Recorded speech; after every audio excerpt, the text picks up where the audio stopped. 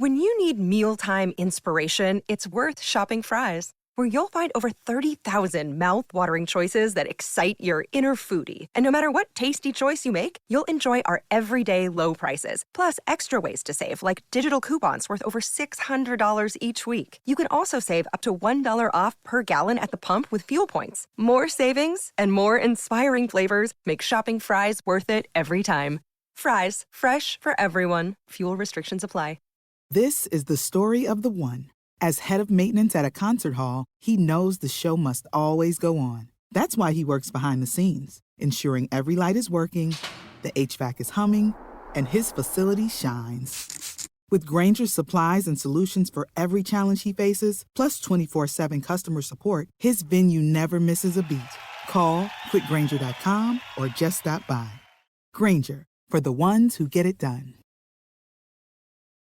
Whoa, Memorial Day. That means summer is here, and if you're struggling to get in shape and lose weight, I'm about to change your life. I'm Carl, the CEO of Body. That's BODI, and I don't like working out and eating healthy either. So here's how I get myself to do it. I make myself own the morning. And by the morning, I mean the first hour or so of every day, dedicated to my results and my health. And man, does it work. Every day, I get out of bed, drink a health shake, and then I go crush a workout from one of the 120 programs on the Body app and just follow along day by day. So here's my special offer to you. Because it's Memorial Day and I want you to get started now, the next 5,000 new subscribers who sign up for 6 months get the next 6 months free. That's full access to over 120 programs. So don't wait. See how fast the pounds can really come off. And if they don't, you can get your money back, no questions asked. Just go to body.com to buy 6 months and get the next 6 free. That's BODI.com.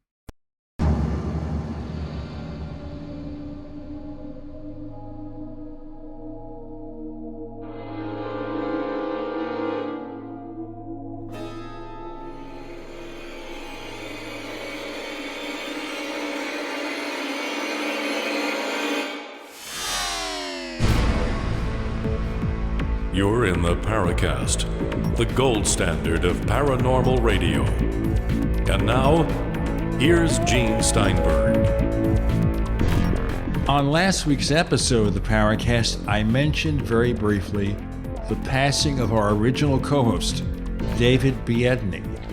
This happened like in late January of this year. It took a few months before the word got out. He was less than 62. He was 61 years old and had been in ill health over the past year or so. Now, David's an interesting character, was an interesting character.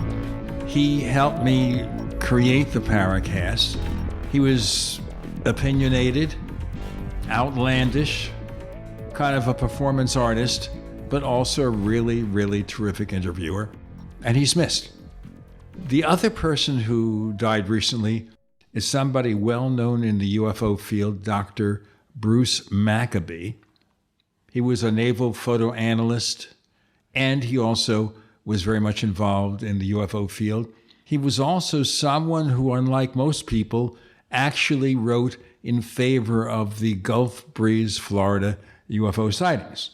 He'd been on the Paracast 5 times, and we always enjoyed having him, and we send our sympathies to his wife and family. Tim, did you know Bruce Maccabee? Yes, I did. I knew him through Tim Beckley.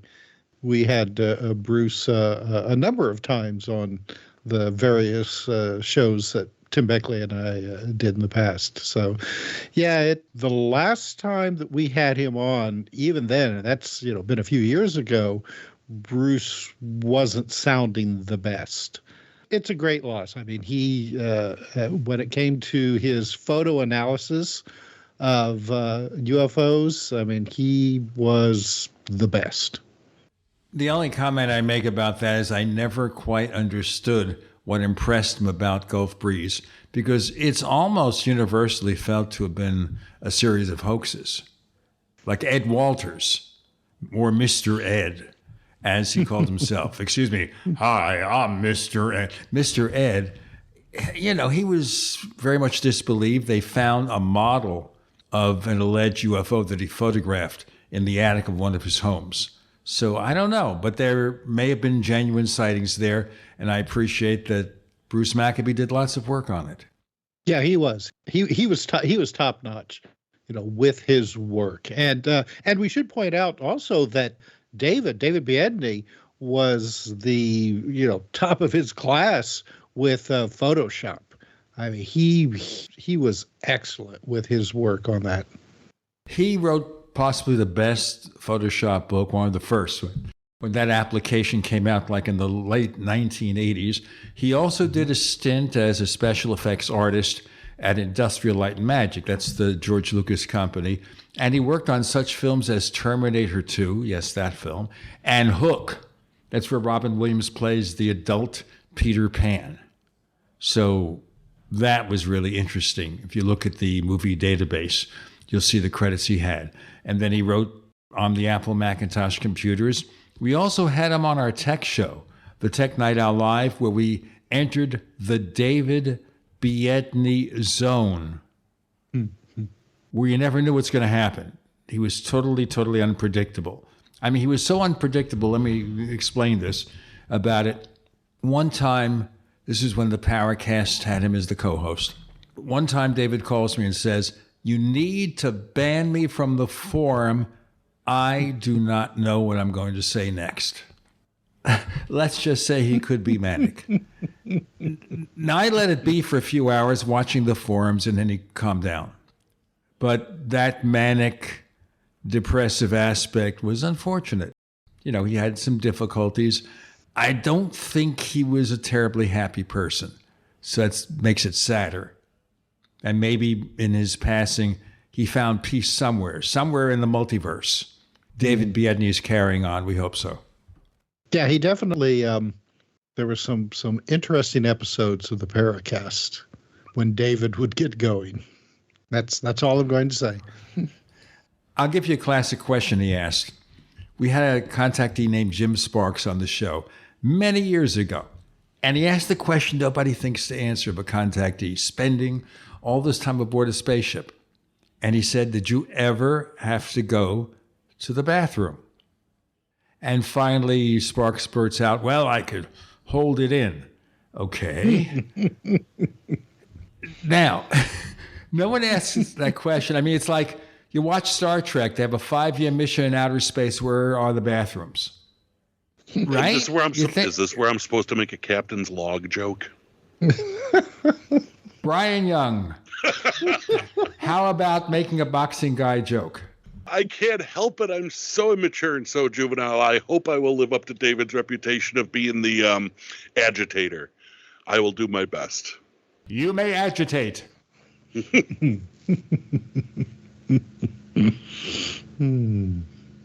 Yeah, I can't imagine anybody being abducted by a UFO and being able to hold it in. They probably have a special substance which they use to vaporize the human product, as it were. Paul Begg, welcome to the Paracast. You're getting a sense of what we are, and we'll let you know when we figure it out. But have you ever followed any of the UFO stuff? I did years ago, and I was one of the people who was instrumental in, I think it's like the Area 51 case. It's the British equivalent.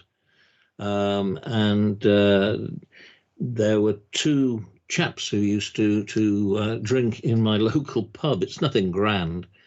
It sounds good if you leave out the details, like I was sitting in a pub having a drink. And they were something to do with the air traffic control. And they had picked up this strange signal on their equipment. And it was, and I mentioned it to a person called Jenny Randalls, who was fairly big in the UFO business here at the time. Yes, I interviewed her a couple of times. Yeah, well, I contacted her and I told her, and I'm trying to remember what the particular case came to be known as, but my memory on this particular instance, as it does on so many other instances, has failed me. But yeah, that was my one and only real brush with UFOs. I started out actually doing a book on mysterious disappearances. That was my first book, and I used to write for Fortean Times, and so I've not been a million miles away from the subject. Mysterious disappearances, before we get into some of the meat of our discussion, I'd like to get into that because that's something that we have covered years ago on the Paracast. We had a guy named David Paulides on the show, and he'd write about people who disappeared in forests. And I, of course, you wonder if there's a conventional explanation or not, that maybe some people want to disappear for whatever reason. They could be criminal acts or anything like that, and therefore they want to disappear. Something happens and they are disappeared, if you get the picture, where somebody takes them, kills them, an animal decides they need lunch, and that particular individual is there for lunch. So what I'd like to do is maybe talk about that briefly. We also want to talk about your work into the history and legend of Jack the Ripper, or as I say, Jack the Ripper. You like that? That sounds good. I know. I can only do it occasionally when I'm in the right mood. And since I'm not in the right mood, I won't repeat that during the show. I won't say Ripper because people think I've ripped it off. People think Roy Orbison is here. Oh, don't get me started. All right, we have a fascinating episode here. Brian Young, Paul Begg. You never know what's going to happen on this episode because you're in the Paracast.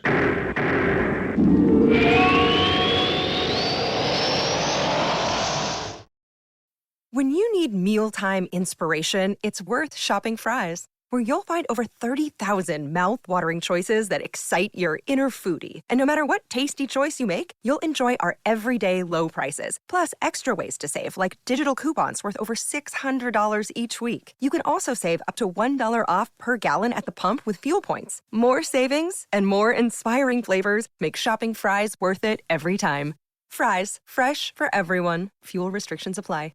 Whoa, Memorial Day? That means summer is here, and if you're struggling to get in shape and lose weight, I'm about to change your life. I'm Carl, the CEO of Body. That's BODI, and I don't like working out and eating healthy either. So here's how I get myself to do it. I make myself own the morning. And by the morning, I mean the first hour or so of every day, dedicated to my results and my health. And man, does it work. Every day, I get out of bed, drink a health shake, and then I go crush a workout from one of the 120 programs on the Body app and just follow along day by day. So here's my special offer to you. Because it's Memorial Day and I want you to get started now, the next 5,000 new subscribers who sign up for 6 months get the next 6 months free. That's full access to over 120 programs. So don't wait. See how fast the pounds can really come off. And if they don't, you can get your money back, no questions asked. Just go to Body.com to buy 6 months and get the next 6 free. That's BODI.com.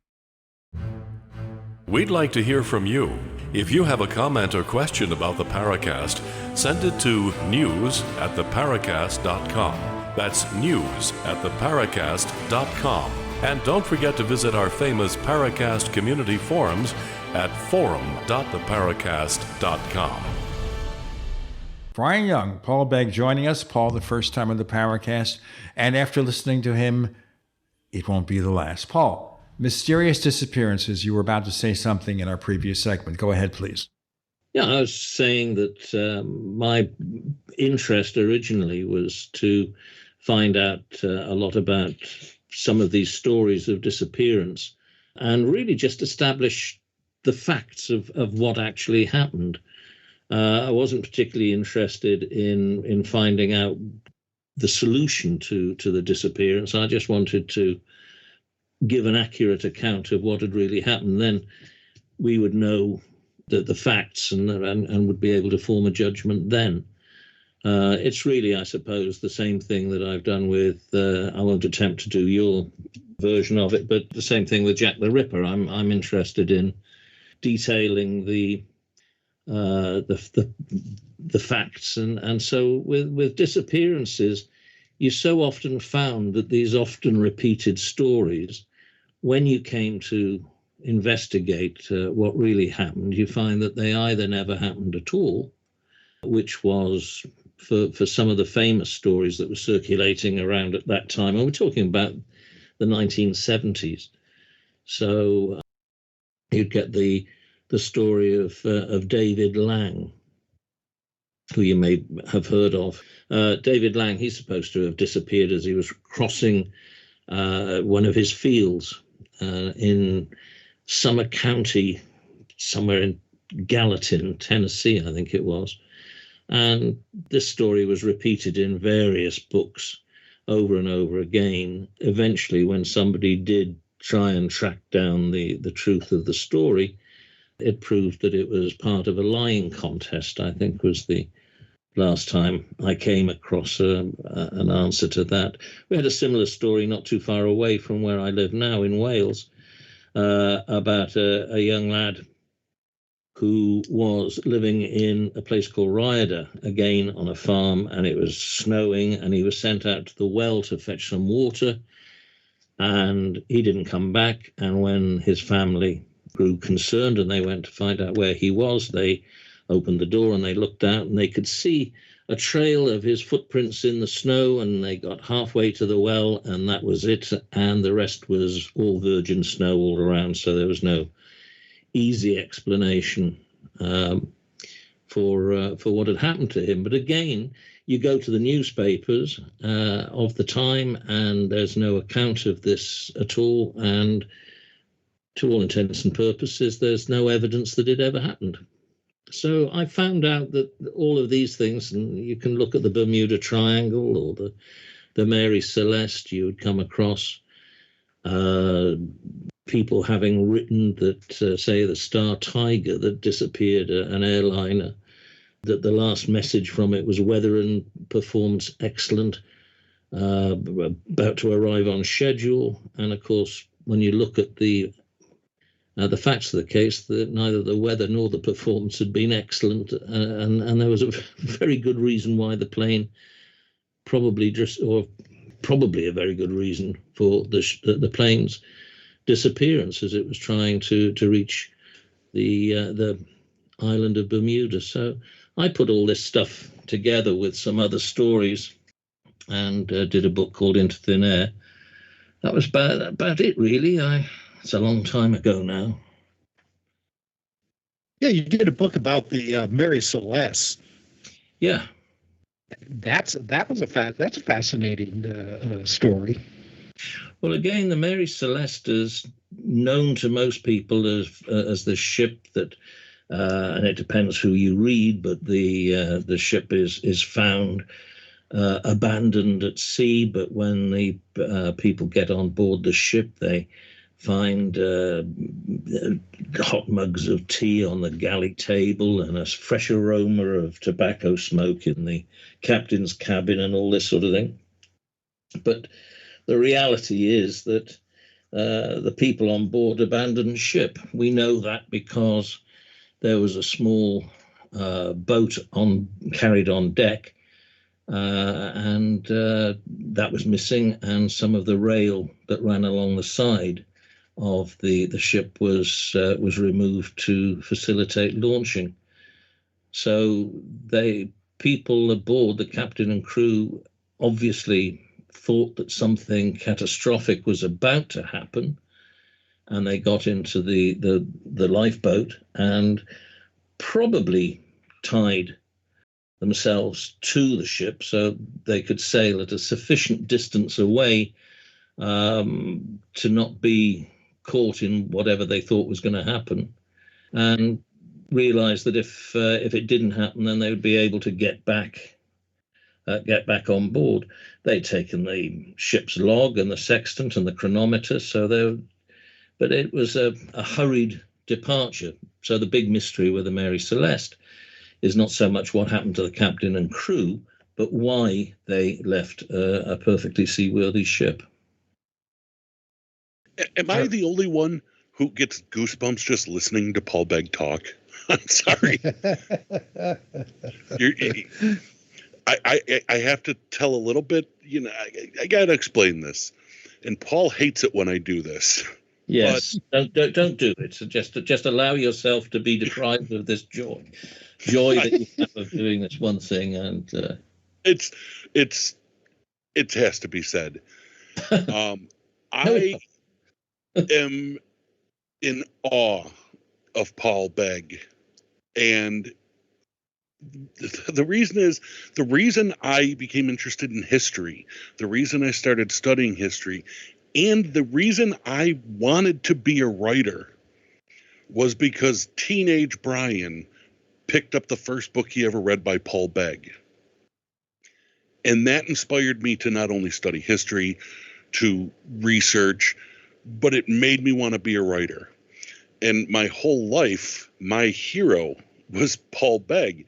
And I'm one of those people who was lucky enough to become friends with his hero, and yet still get giddy and goosebumps when I hear him tell these stories. But Paul Begg is he's my hero. And we're sitting right here, and I'm sure he's blushing, and Gene and Tim are rolling their eyes, but it has to be said. Listen to the sound of rolling eyes.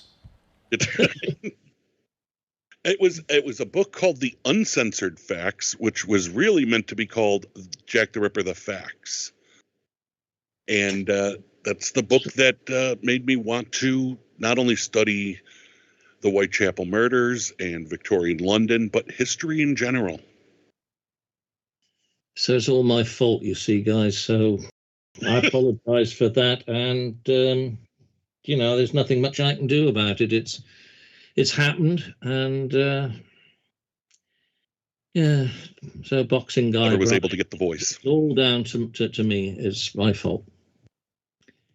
So I just can it's all my problem. So I can only throw myself on your mercy and beg forgiveness. And you go ahead and still agree to talk to Brian, even though he's such a fanboy. You don't avoid him. You try to avoid him. I do my best. I really do my best. But at the end of the day, what can you do? He's not the easiest guy to shift, He's bigger than me anyway. So, mind you, he's bigger than most people. So, yeah, I'm a giant.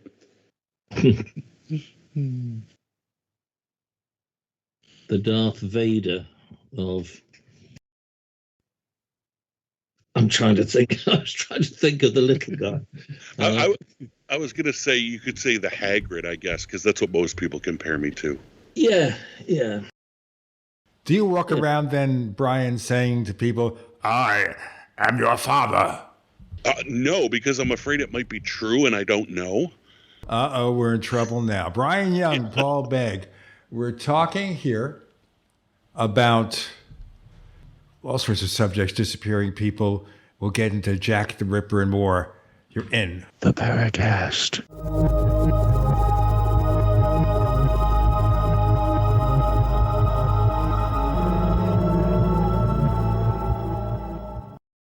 Save big on your Memorial Day barbecue, all in the Fry's app. Get super value packs of tender USDA choice boneless chuck roast for $3.97 a pound. Then get select varieties of flavorful Powerade or Body Armor Super Drink for 88 cents each, all with your card. Shop these deals at your local Fry's, less than 5 miles away. Or click the screen now to download the Fry's app to save big today. Fry's, fresh for everyone.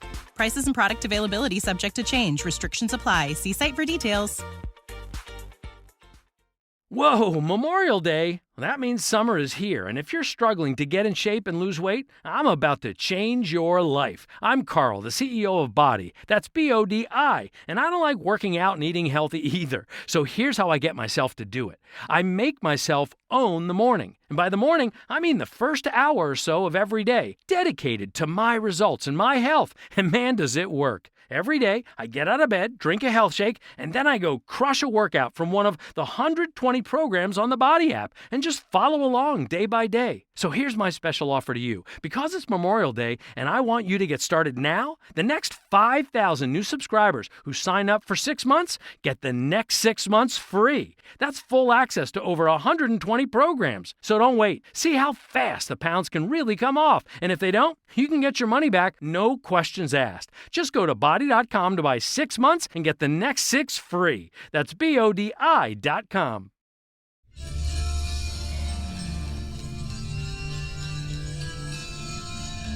Hi, this is Bryce Abel. I'm the producer of Dark Skies, the co-author of AD After Disclosure, and you are listening to the Paracast, the gold standard of paranormal radio. Okay, let's get into it. Where do we leave off, and why do we leave off there? We left off with Brian not knowing if he has any children. And we left off there for a reason. So let's go to another topic. Well, the topic being the book that got you interested in history, which I think that was Paul's first venture into the mystery of Jack the Ripper, wasn't it? Yeah. That was, as Brian said, that was a book called Jack the Ripper, The Uncensored Facts. I didn't want to call it, as Brian just mentioned, I didn't want to call it that at all. I wanted to call it Jack the Ripper, The Facts. But the publisher thought that adding the word uncensored made it seem more appealing on the bookshelves.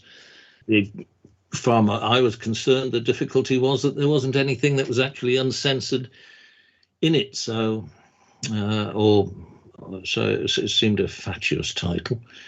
But nevertheless, I was very grateful, and the publisher was very brave in that the book was different from most other Jack the Ripper books in that it didn't really go into the suspects at all.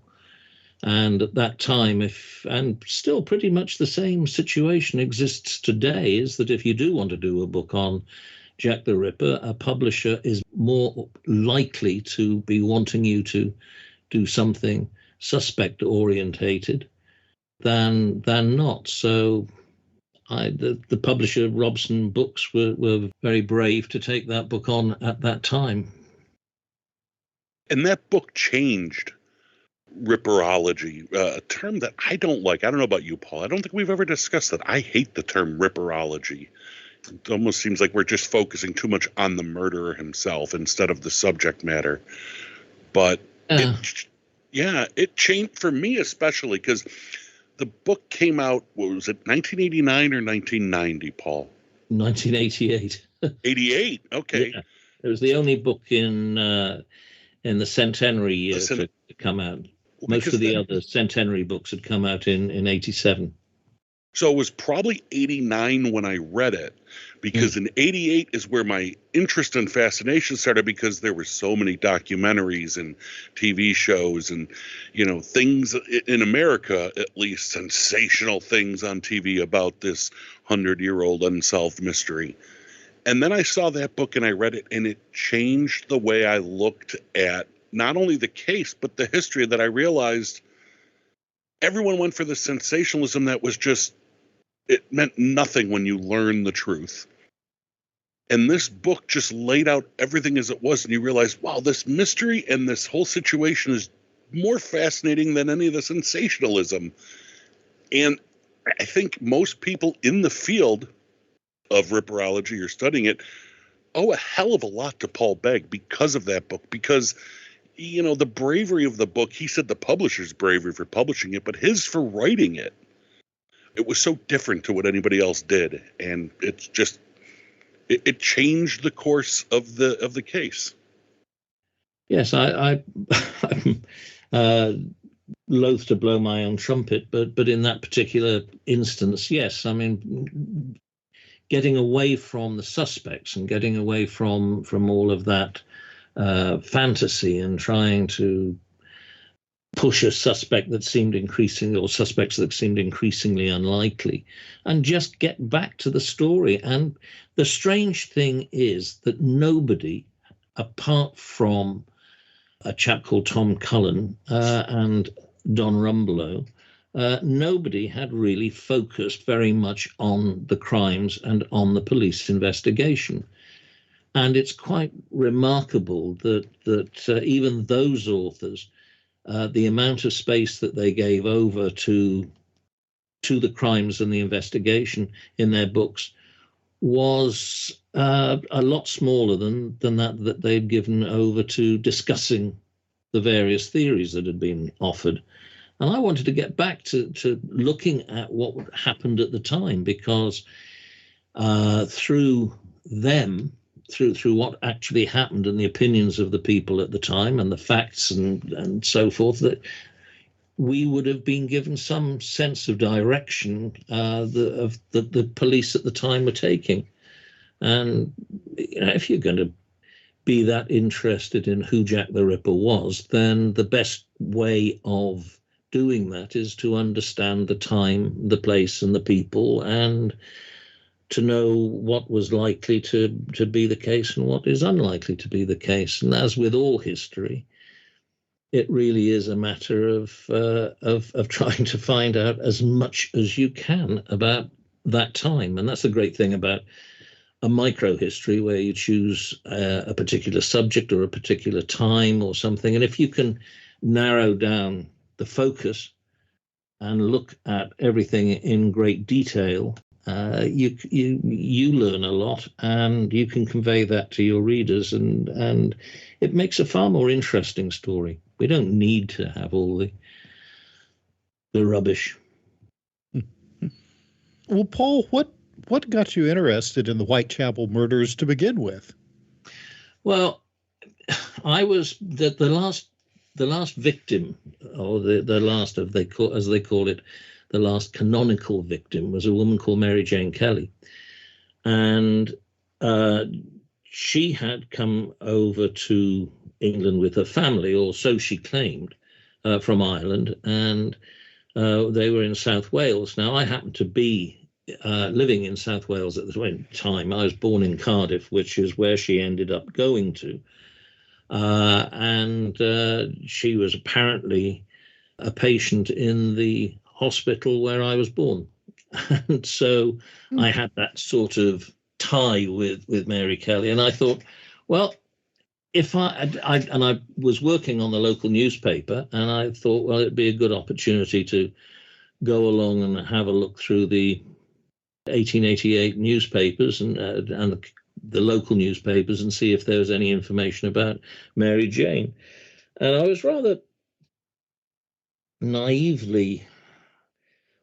I suppose, in as much as it shocked me that when Mary Kelly's husband was killed in an accident at work, that there was no safety net for Mary Kelly. She was just left suddenly without any support whatsoever, and ended up going to meet a cousin in Cardiff, and who introduced her to prostitution, and she ends up on the wrong end of Jack the Ripper's knife. And that was that shocked me. That at that time I was quite young, and I thought that her story really needed to be told. It was a story that we could be researched and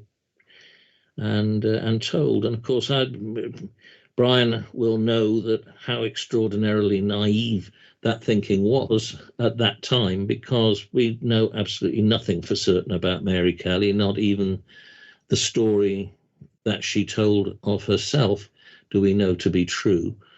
So I was really barking up completely the wrong tree, but that did get me interested in the Ripper. And I'd always been interested in historical mysteries. That was the thing that really got me. And I can remember vaguely, but very vaguely, and I can't have been above, 9 or 10, certainly under the age of 14, when I saw something on television, and I'm not sure what it could have been, but it was some discussion program, and it would have been a late night program, and I have no idea why I would have been up that late, but there was some discussion going on about Jack the Ripper, and that sort of just, so the interest was there right at that time, and I would buy a book on these mysteries as and when I saw one, and the Ripper was one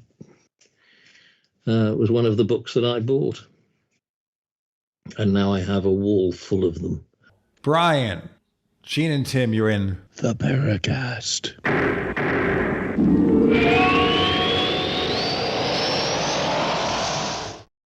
Save big on your Memorial Day barbecue, all in the Fry's app. Get super value packs of tender USDA choice boneless chuck roast for $3.97 a pound. Then get select varieties of flavorful Powerade or Body Armor Super Drink for 88 cents each, all with your card. Shop these deals at your local Fry's, less than 5 miles away. Or click the screen now to download the Fry's app to save big today. Fry's, fresh for everyone.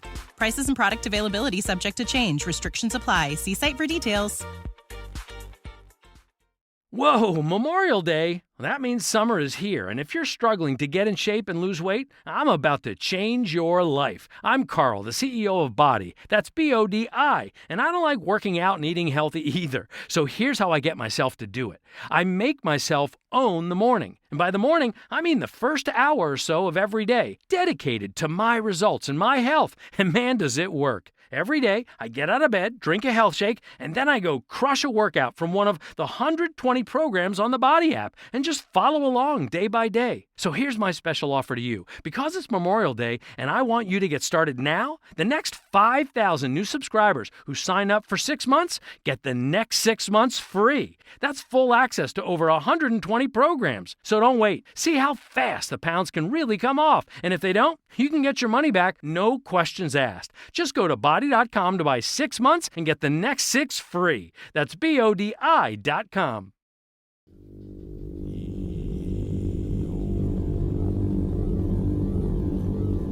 This is Jacques Vallée. You're listening to the Paracast, the gold standard of paranormal radio.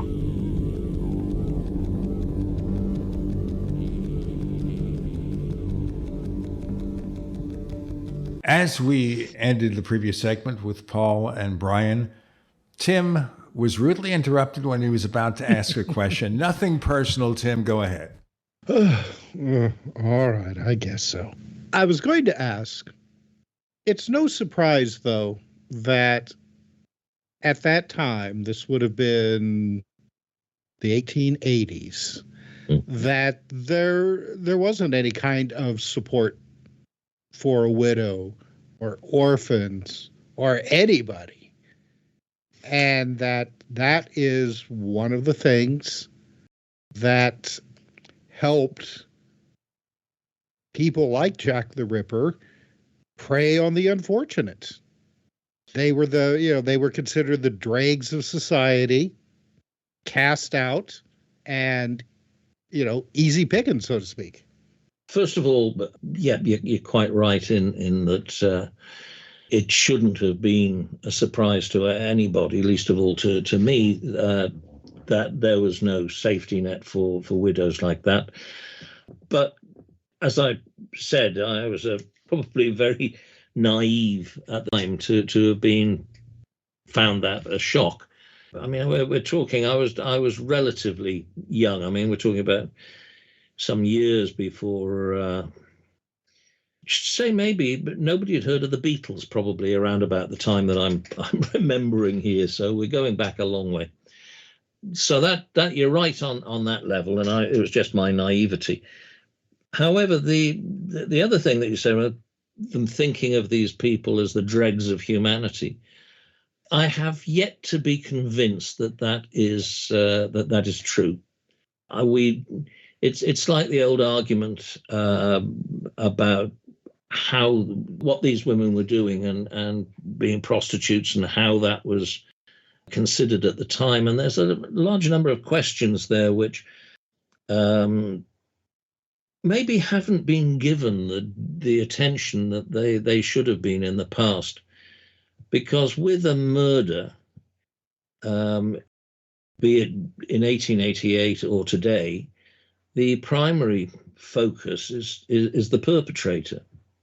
And that's just the way it is. So nobody, if somebody gets murdered as we're talking and the investigation gets underway, the victim very, very rarely appears to be anything more than a two-dimensional individual, because what is important is to catch the person who was the perpetrator of the crime. So the victims didn't necessarily get the full attention that they about their lives that they should have done or could have done, because the focus was elsewhere. Now, when we look back on the past and we're interested in the ordinary people, then we take a different focus on the victims and the lives of the victims. But we're still not asking questions that we could be asking, like if they were prostitutes, because one author has suggested that they weren't prostitutes. Well, we know that they were, but what did prostitute mean in Victorian society? How did these women look or think about themselves? And if the bulk of the people were in the same boat as they were, how did they view the victims? Because the East End was an area of extreme poverty, with people struggling on a day-to-day existence. It was literally hand to mouth. And they would stay in these common lodging houses, as they were called, which was basically a poor man's hotel, where they would pay between 4p and 8p for a bed per night. And for that money, they were allowed to use a communal kitchen, which had a big fire in it usually, and they were able to cook food and so forth. But everybody who lived in that place was struggling against struggling against adversity, and they must all have had sympathy and understanding for one another. And so, how did they view each other in the environments that they were living in at the time? And with Elizabeth Stride, we have a very good interview with a man who was living in the same common lodging house as she was, Elizabeth Stride being one of the victims. And when asked what he thought of her and what she had to do for a living, and he said, "Oh, Lord love you." I think that the newspaper quoted it as saying, she was a lovely person. She had to do what, like all of us, she had to do what she had to do in order to survive. And so I'm not sure that they were all thought of as being the dregs of humanity. I think the people, the wealthy people in the East End would have in the West End would have looked down on these people as the dregs of humanity. But in the East End, they were all the dregs of humanity in that respect. So, and I'm sure they didn't look at themselves and look at each other and consider that. Some may well have thought themselves to be a cut above the rest, but no, so I'm not sure on that score. You brought up a good point, though. That area, not a huge area, a lot of people there, and we all know that in places like that, usually a lot of people know what everybody else's business is at the time. And I promise you that I won't conduct this show in a way trying to steer towards various suspects, but were there indications that people within that community had an idea on who was doing this? Because like I said, everybody knows everybody else's business, and you would think that after a while there would be some names cropping up. Well, if that was the case, then we don't know who they were suggesting. There were countless letters sent to the press and especially to the police and to the newspapers, which suggested, I think you ought to look at so-and-so, or, that sort of thing that happens in any major case of that kind. But I don't know that they were necessarily serious suspects in the way that you're saying, that somebody must have known. The one thing I think really baffled the police and of course baffled the public and the press as well, is that what we call serial killers, although they were known, and I've been able to trace back newspaper commentaries and reports going back to the 1850s, although the phenomena of serial killing, as we call it today, was understood by a few senior policemen and members of the judiciary at the time. For the majority of people, that was something that was completely beyond comprehension, that somebody was going around killing these women for no reason whatsoever, no apparent reason at all. It was a terrifying idea, and that was one of the reasons why this case has become so famous. And the idea, when think about it, this kind of thing is not known to happen too much. Murder, contrary to what a lot of people say, murder was very uncommon at that time. That's interesting in and of itself. I want to ask about that. We've got Paul, Brian, Gene, Tim, you're in the Paracast.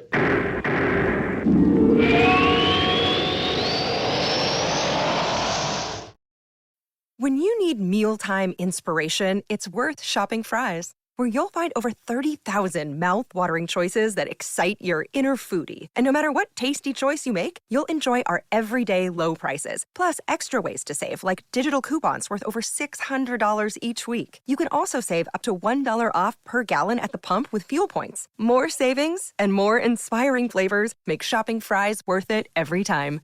Fry's, fresh for everyone. Fuel restrictions apply. Whoa, Memorial Day. That means summer is here, and if you're struggling to get in shape and lose weight, I'm about to change your life. I'm Carl, the CEO of Body. That's BODI, and I don't like working out and eating healthy either. So here's how I get myself to do it. I make myself own the morning. And by the morning, I mean the first hour or so of every day, dedicated to my results and my health. And man, does it work. Every day, I get out of bed, drink a health shake, and then I go crush a workout from one of the 120 programs on the Body app and just follow along day by day. So here's my special offer to you. Because it's Memorial Day and I want you to get started now, the next 5,000 new subscribers who sign up for 6 months get the next 6 months free. That's full access to over 120 programs. So don't wait. See how fast the pounds can really come off. And if they don't, you can get your money back, no questions asked. Just go to body.com to buy 6 months and get the next 6 free. That's BODI.com. Hi, this is Don Ecker, and you are tuned into the Paracast. Let me tell you what, you're going to hear stuff here that you probably won't hear anywhere else. Hear that, George Snorri? So in the times of Jack the Ripper, you said murder was not common at that time. Certainly the world has changed, hasn't it? Yes, it has. It's gone downhill a lot. Have to remember and try and divide between the two is that murder was uncommon. Violence was far, far more common, particularly towards women, and the brutality was extraordinary as well. I mean, you'll come across stories of one I remember is a man got really angry and drunk, and he picked up one of the paraffin lamps that were being used all over at the time and threw it against a wall. And so the paraffin all exploded in flames and shot out over a lot of people who were standing around, many of whom will have been burnt and some quite badly. And yet this was kind of treated as if it was an everyday occurrence. There's another story that we've got out of the newspapers where a notorious character threw a stone at a policeman and it missed and hit a small child. Again, the report of it is a commonplace. This is something that it was awful, and they recognized that it was awful, but nevertheless it was something of the sort that happened a lot. So the times were really sort of a lot more violent than they are today, although I can't talk for the United States, of course. All your television programs are full of gunfights and chases, and not like England at all. But murder wasn't that common, and I think there would have been, can't remember the exact figures now, but I think the Commissioner's end-of-year report sort of suggested that had it not been for Jack the Ripper, there would only have been 2 so-called prostitute murders in the whole of London, in the whole of that year.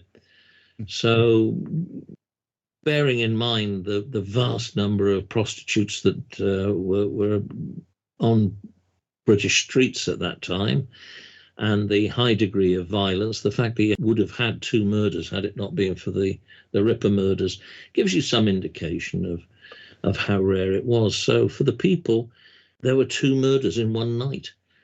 Imagine how the people woke up to that piece of news in the morning. It was terrifying. It was really, really far scarier than we realize today.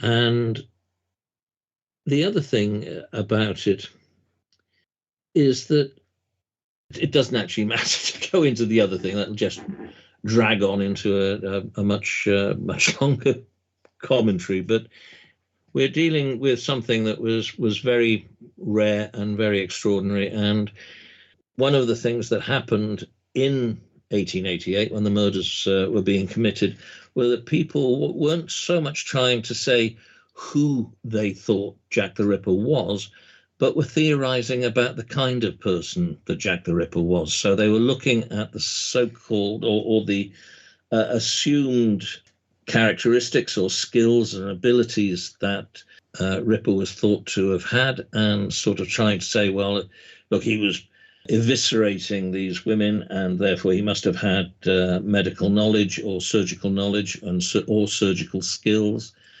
So they were looking at doctors or religious fanatics, people trying to take the prostitutes off the street or frighten them off the streets. And that continued right up until the 1960s, when a man called Robin Odell wrote a book in which he suggested that Jack the Ripper was a ritual slaughterman. So for the bulk of the years following the crimes themselves, and at the time, people were trying to estimate the sort of person Jack was, because the idea of a serial killer wasn't that well known. And I remember reading a book by a chap called Colin Wilson when he was talking about the term Lustmord, which was a German term which was really a precursor of our easier to understand serial killer. But as far as I can ascertain, serial killer wasn't in the popular domain until the 1970s. So we're talking up to quite recent times, or at least from my point of view, from when my first book was on the Ripper case in 88 was published. Even that term was relatively new and really hadn't caught on in the way that it has in the last quarter century or more. For our listeners who may be familiar with the name Jack the Ripper, but aren't familiar with the whole Whitechapel murders, perhaps you could talk a little bit about what happened. I mean, I know that could take up the entire show, but maybe like a Jack the Ripper 101 for just kind of to fill in the history a bit to those who may not be familiar with it. Well, basically, the East End of London was the industrial heart of London. It was the place of noxious smells and trades and noise and dirt and all that sort of thing.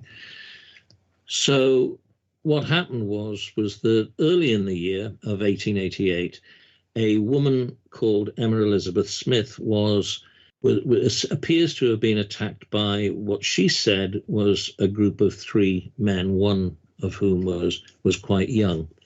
And they assaulted her so badly and injured her so badly that even though she wasn't killed, she got to the hospital and there wasn't much that they could do, and she died.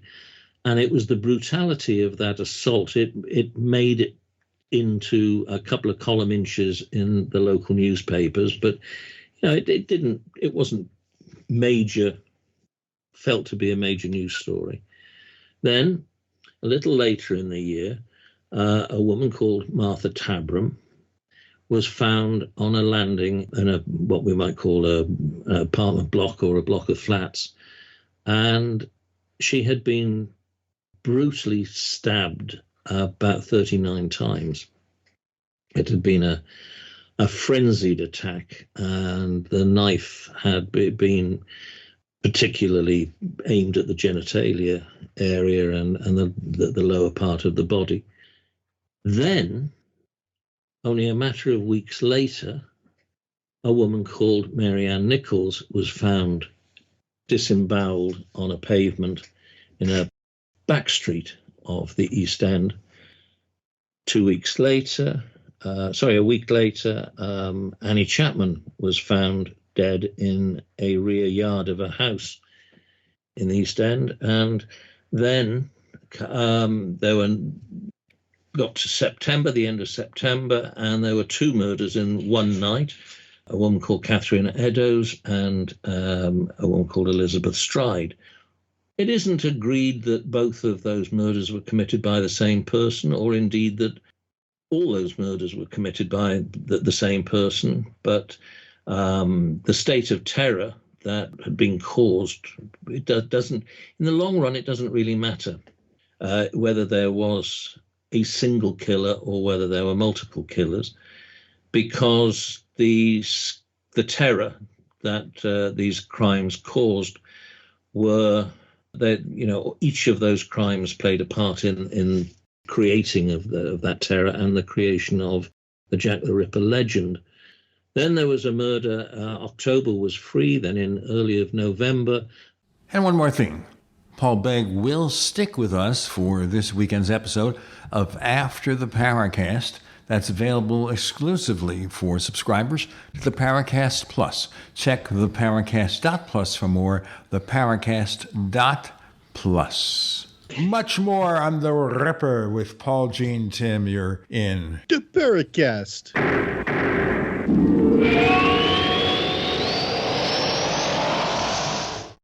Everyone knows Memorial Day is the best time of year to buy a Bullfrog spa. Right now, get up to $5,000 off MSRP on a new hot tub or swim spa. With our patented jetpack therapy system, the whole family can enjoy their own personalized massage. Take advantage of this opportunity to unwind, reconnect, and relax in a beautiful Bullfrog spa from your nearby Bullfrog Spas factory store. And get a free water care system upgrade at the Bullfrog Spas Memorial Day sale. Bullfrog Spas. Peaceful body, peaceful mind, peaceful home.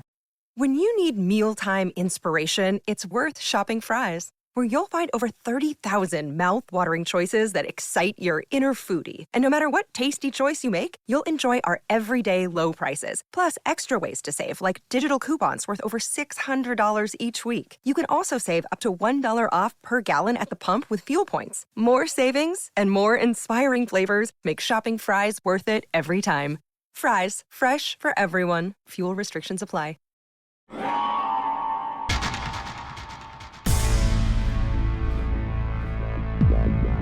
Welcome back to the Paracast, the gold standard of paranormal radio. And now, here's Gene Steinberg.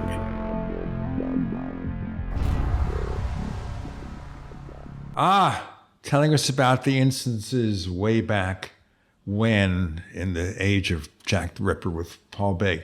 Go ahead, please. Yeah, there were no murders in October 1888, but early in November 1888, a woman called Mary Jane Kelly was found dead in this room that she rented. And I think it's probably fair to say that she had been, the mutilation was absolutely disgusting and probably close to being unique in some respects. That's not an aspect of the case that I've studied in any great detail, nor would I like to, but that Jack the Ripper had gone to work. It obviously felt relatively safe being indoors, and that was a horrific murder that shocked the world, really, by that time. A number of other murders happened until we get to 1891, 92, when a woman called Frances Coles was found murdered, and whether or not she or any of the others were Jack the Ripper victims, we don't know. So, but it doesn't really matter because we're talking about the whole ball game, really. And all of these crimes led to why we're talking about them today. So, as I said earlier, at the time of the murders being committed, people were looking at the murders and speculating about the type of person that Jack the Ripper was. They would later, around about 1929, we have a man called Leonard Matters wrote a book about Jack the Ripper in which he claimed that Jack the Ripper was a Dr. Stanley, which he said was a pseudonym. But what he was doing was trying to provide a story that could explain the murders, because they didn't understand the concept of serial killing, because it was not understood at that time in any way. And it's only in relatively recent years that authors have started to look at or started naming people. And it was kind of, all of that kind of gave Ripperology, which is a word that Brian doesn't like, has given Ripperology a bad name. So hopefully over the last few years, a bunch of more serious books have come along treating the subject as history rather than true crime. Today we have a far more serious attitude towards the Ripper, or at least some authors do. That it's kind of divided now between those who are really interested in who Jack the Ripper may have been, and that is, and as it always has been, is really a subject that's taken up by newcomers to the Whitechapel murders.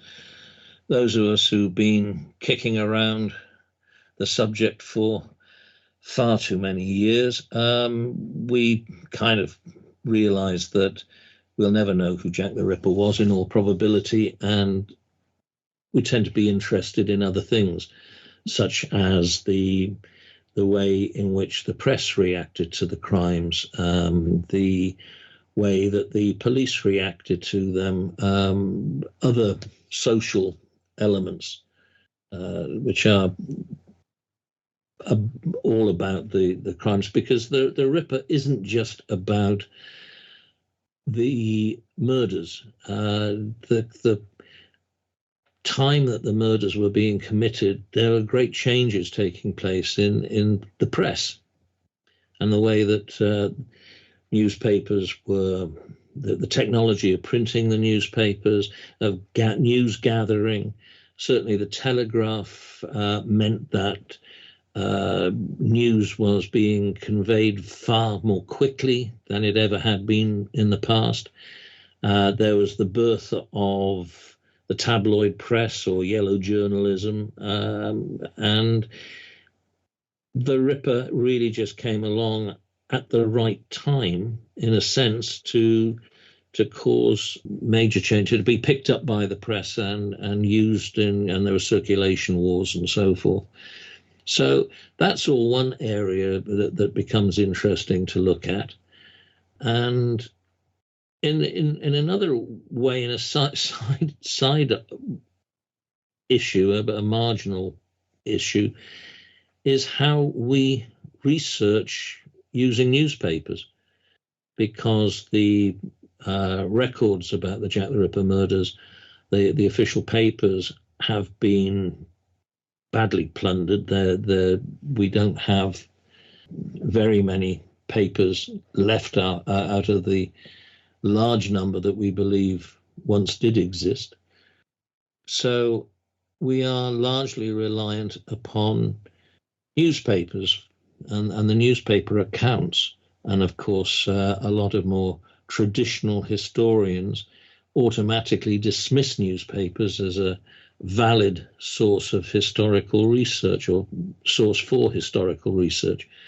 So even the historians are having to look at newspapers and learn how to assess what is true and try and filter the rubbish from the news reports.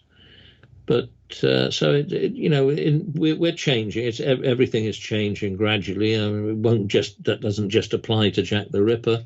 The newspaper reports are the only real reports we have for a lot of things that were going on. There was a nasty habit on the part of some newspapers in those days to make up stories. Then again, some of those things still occur. We know about the reputation of those supermarket tabloids, like some of the stunts the National Enquirer perpetrated over the years. So how do we determine that the tale, this lurid tale of a possible serial killer, had a basis in fact? Well, I think, first of all, there's a slight area where it's a bit difficult to explain, but America had a far more relaxed approach to journalism and the accuracy of reports. So you did have people making up stories, like when we were talking about the disappearances earlier on, and you had the story of David Lang, and you had these various stories. They would be reported and circulated in newspapers. But in Britain, we tended to have, at that time, a rather more serious press. So we had a newspaper called the Pall Mall Gazette, which is generally sort of held up as an example of early tabloid journalism, even though it wasn't a tabloid. But the Pall Mall was a pioneering newspaper. It really pioneered investigative journalism, which is where so that's a slightly different thing. Investigative journalists don't, as a rule, make up stories. So investigative journalism is a slightly different thing. Another newspaper that was actually launched in 1888 called The Star. Now, it carried stories that it tried to sensationalize. But what they were trying to do at that time were to introducing things which were hitherto unknown in British journalism, like headlines and subheads and things like that. Hey there, we've got Paul, we've got Brian, we've got Tim and Gene sometimes. You're in the Paracast.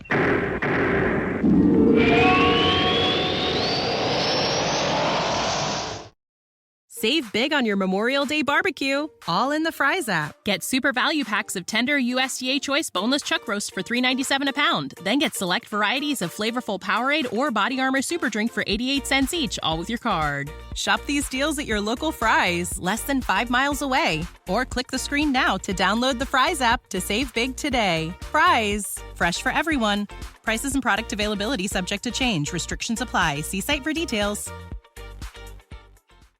Whoa, Memorial Day? That means summer is here, and if you're struggling to get in shape and lose weight, I'm about to change your life. I'm Carl, the CEO of Body. That's B-O-D-I, and I don't like working out and eating healthy either. So here's how I get myself to do it. I make myself own the morning. And by the morning, I mean the first hour or so of every day, dedicated to my results and my health. And man, does it work. Every day, I get out of bed, drink a health shake, and then I go crush a workout from one of the 120 programs on the Body app and just follow along day by day. So here's my special offer to you. Because it's Memorial Day and I want you to get started now, the next 5,000 new subscribers who sign up for 6 months get the next 6 months free. That's full access to over 120 programs. So don't wait. See how fast the pounds can really come off. And if they don't, you can get your money back, no questions asked. Just go to body.com to buy 6 months and get the next 6 free. That's BODI.com.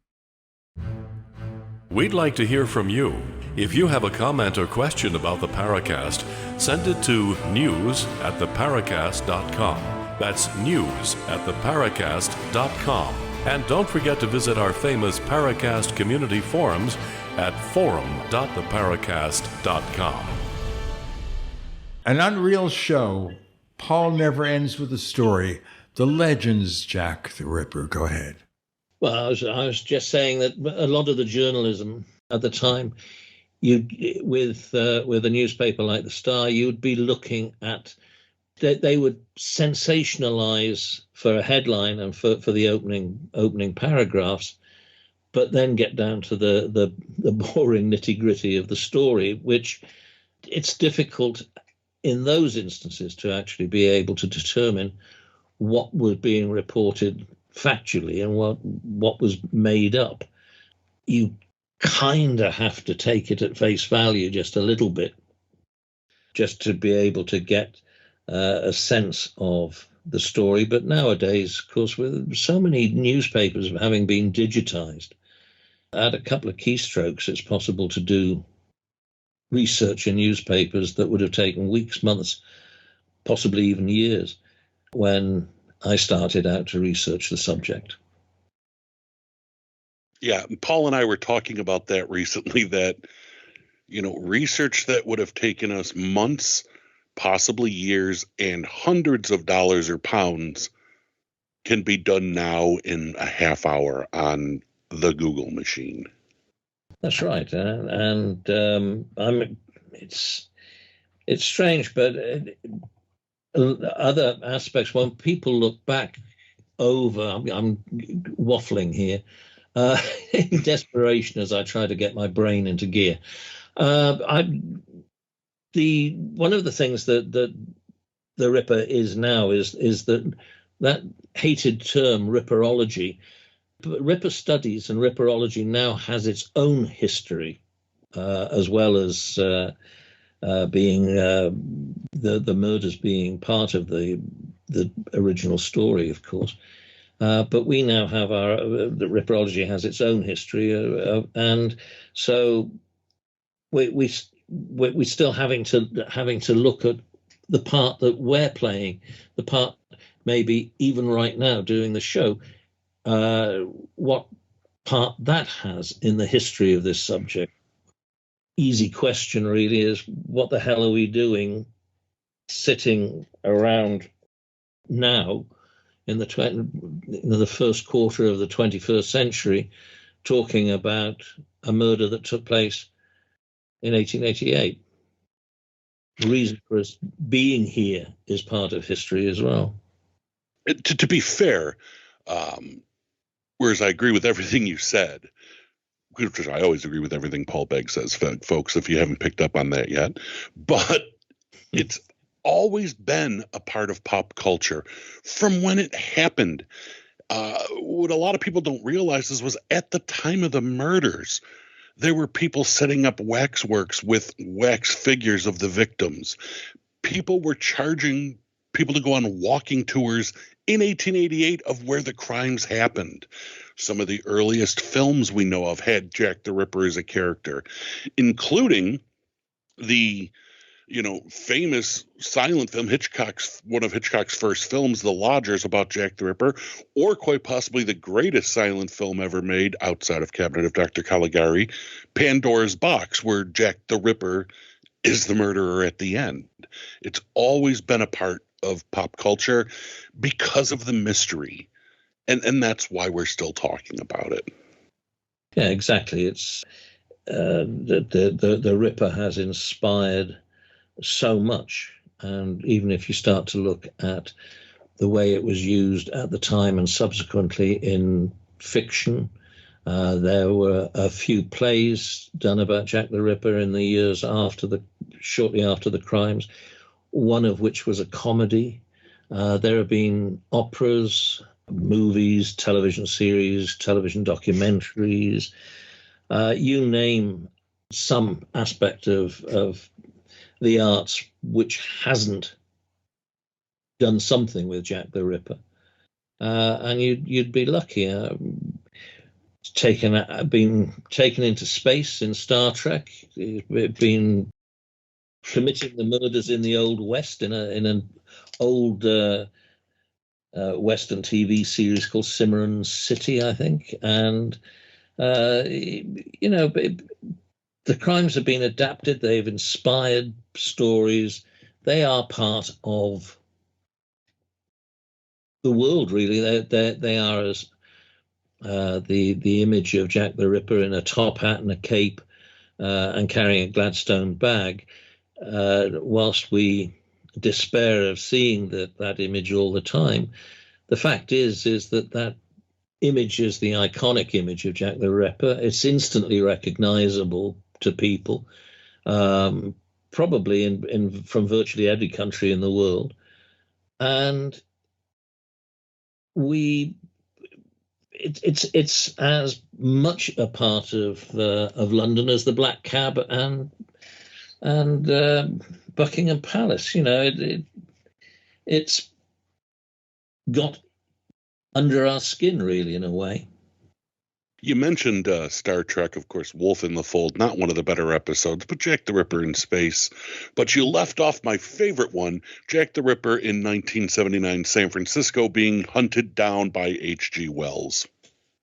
Yeah, I mean, time after time, that's one of the cleverest uses, I think, of the Ripper story. Transferring it to modern day and the chase and everything, that was very clever. Although I think my favorite fictional story based on the Ripper is the Lodger. I think that's a very, very clever use of the story. If anybody's unfamiliar with the story. Basically, it's an elderly couple who have very little money, and they manage to rent out a room, which is their savior, really. It enables them to retain their house and pay the bills. And they rent it out to a character who, Mrs. Bunting, who is the elderly lady who runs the house. She gradually comes to think that her lodger is this terrifying Jack the Ripper character who in the book is referred to as the Avenger. And it's a very clever portrayal of that situation, which I expect we've all been in one way at some time or another, where she desperately needed the money that the lodger was providing, didn't want to think that he was the Avenger, but gradually she becomes more and more convinced that he must be, but it has this warring emotional thing of going on inside her of on the one hand thinking it must be, and then on the other hand pulling back and thinking, no, you're being silly, you don't want to worry about all that sort of stuff. And it's a great little psychological story of the family, of how you do battle with yourself over certain things. And I think that story is a great story. So time after time with the H.G. Wells time machine is a clever idea, is to have Jack the Ripper stealing H.G. Wells's time machine and fleeing into what was then the future.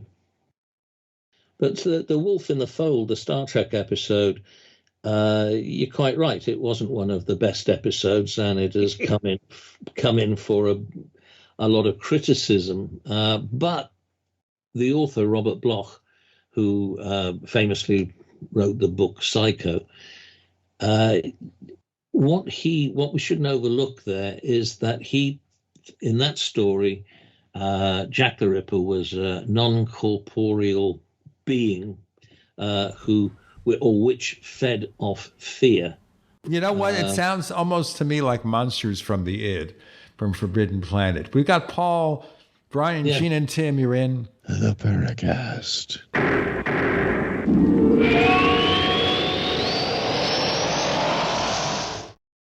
Save big on your Memorial Day barbecue, all in the Fry's app. Get super value packs of tender USDA choice boneless chuck roast for $3.97 a pound. Then get select varieties of flavorful Powerade or Body Armor Super Drink for 88 cents each, all with your card. Shop these deals at your local Fry's, less than 5 miles away. Or click the screen now to download the Fry's app to save big today. Fry's, fresh for everyone. Prices and product availability subject to change. Restrictions apply. See site for details. Whoa, Memorial Day? That means summer is here, and if you're struggling to get in shape and lose weight, I'm about to change your life. I'm Carl, the CEO of Body. That's BODI, and I don't like working out and eating healthy either. So here's how I get myself to do it.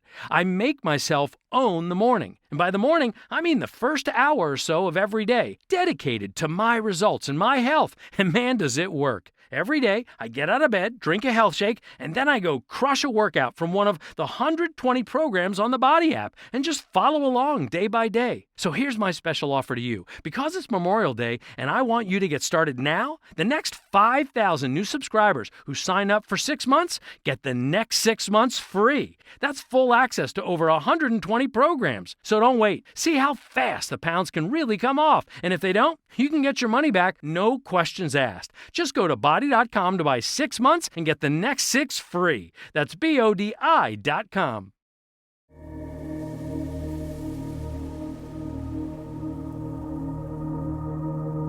Hi, this is Tracy Torme, screenwriter, producer. You're listening to Paracast, the gold standard of paranormal radio. Believe it or not, this was actually covered also in the superhero romantic comedy Lois and Clark, The New Adventures of Superman, where H.G. Wells comes to the present, but he's looking for a future serial killer called Tempest, but for all practical purposes, he's a Jack the Ripper kind of character. You familiar with that? Not particularly that episode. It wasn't a series that I watched a great deal. But yeah, it's just the way that Jack the Ripper has been so inventively adapted and used over the years. And I mean, there have been lots of episodes of TV series in which Jack the Ripper is featured. But I was saying about the Star Trek episode, though, Wolf in the Fold. This is an entity, not a human form. And the great thing about that story is that Robert Bloch had actually homed in on the fear and had treated the fear as a thing, which in many respects, the storyline as it's transferred down from 1888, one thing that many authors overlook is that terror that the murders caused and the truly scariness. that the murders generated. Do you know where they really missed an opportunity to throw Jack the Ripper into pop culture? And Gene, I'm sorry, this is probably going to get you hate mail, but wouldn't it have been great if they tied it into the final episode of Three's Company, where someone comes home to find that the roommates are murdered and Jack's missing because his name on the show was Jack Tripper, Jack T. Ripper? No one. Well, I was waiting for Gene to answer. That was a TV series, which probably, I don't know whether it would have worked. My memory serves me correctly. That series was based on a British comedy sitcom called Man About the House. It was, but he wasn't Jack T. Ripper in that. No, he wasn't. So it had to have been the American scriptwriters who would have seen that connection. I often wondered if it was intentional, like some kind of inside joke with the writers. Yeah, well, maybe they did have some intention of doing that. You have to get them on the show and see if assuming they're still alive, and then you could ask. I would have loved to have seen that ending. One of my favorite shows of all time, and I feel bad for even bringing that up, but wouldn't that have been a classic? You'll never forget that ending of a series. It would have outdone Newhart. It would have way outdone Newhart. And I don't think I have ever made that connection before with his name. Jack Tripper. How many people do you know named Tripper? Yeah. I know the joke was that he was always falling and fumbling and stumbling, but still, Jack T. Ripper, just too easy. Well, of course, we also have the Beatles song Day Tripper, but that's not resembling that. Day T. Tripper. Yes, she was a Day T. Tripper. Yeah, but to get back to seriousness, as you were asking about the journalism and what we are to believe and going through the papers, we have that problem still in the world. Granted, it's not newspapers so much anymore, but if you go to your online resources, you don't know what to believe and what not to believe. And it takes some knowledge and some intelligence to go through what is real and what is vividly imagined, to quote a movie. But it's the same then. And when researchers like Paul or myself or so many of the other people who've studied this and go through and are reading all these newspapers, you have to be able to distinguish the real from the fake, the sensational from the genuine. And just like today, some things never change, unfortunately. Yeah, you have, with newspapers, however, a lot of things are, if you know how journalists work, I mean, the journalist goes out and wants to cover has to cover a story that they're assigned. So they'll go out and it might be a pretty baby competition, if they still have such things, or whatever, school play or something. But the journalist doesn't, although there are good and bad journalists, of course, and so there's always the exceptions, but the journalist doesn't, as a rule, go out with the deliberate intention of creating a fake story. What he wants to do is to create a story that will be read. So primarily he's aiming to put the facts out and have it in such a way that he can sensationalize it in a headline, like say, death-defying dive from blazing hotel or window of blazing hotel or something like that. And you can question that, but doesn't alter the fact that there was a fire in this hotel. So the story then passes from the journalist through the hands of a sub-editor, who is the one who spices up the story, and it then it goes through the typesetters and back in the days of hot metal journalism and newspapers. But we can break down that sort of thing. We can look at that kind of story, and you can see the opening paragraphs. You can see the development of the story. You can see how it changes in different newspapers. And if you had certain newspapers like the Times here, for example, they very often carried the story that they'd got from, say, the Press Association, the news agency, and then would follow that with same account of the same events as submitted by Central News, another news agency. So you can put those two stories together and see where they differ. There are certain things where you can't really quote verbatim from a newspaper, other than, well, you can, obviously, you quote verbatim from the newspaper, but you shouldn't really be so certain that somebody said that whatever they're reported as having said in those words. That could be invented. There were lots of reasons why details can get mixed up, but you can get to the truth. I think now we have a situation where, thanks to certain individuals, it really is actually difficult to know whether something is a genuine news or news of the fake variety. And even when we're told that's fake news, we can't believe that it is necessarily.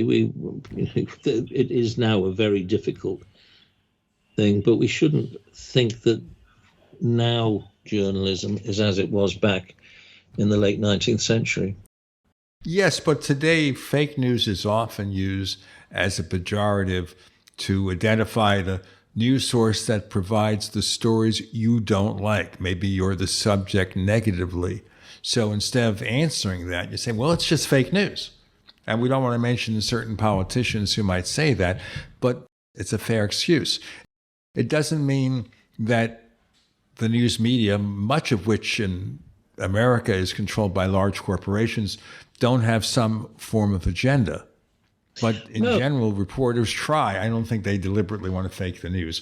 Let's get into more of that and ancient history with regard to serial killing with Jack the Ripper, with Paul, Brian, Gene, and Tim. You're in the Paracast.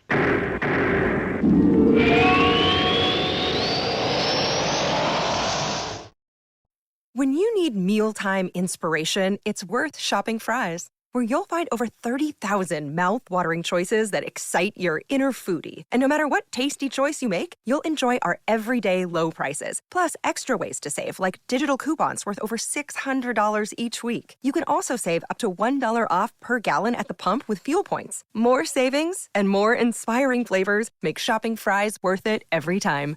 Fry's, fresh for everyone. Fuel restrictions apply. Whoa, Memorial Day? That means summer is here, and if you're struggling to get in shape and lose weight, I'm about to change your life. I'm Carl, the CEO of Body. That's BODI, and I don't like working out and eating healthy either. So here's how I get myself to do it. I make myself own the morning. And by the morning, I mean the first hour or so of every day, dedicated to my results and my health. And man, does it work. Every day, I get out of bed, drink a health shake, and then I go crush a workout from one of the 120 programs on the Body app and just follow along day by day. So here's my special offer to you. Because it's Memorial Day and I want you to get started now, the next 5,000 new subscribers who sign up for 6 months get the next 6 months free. That's full access to over 120 programs. So don't wait. See how fast the pounds can really come off. And if they don't, you can get your money back, no questions asked. Just go to Body.com to buy 6 months and get the next 6 free. That's BODI.com.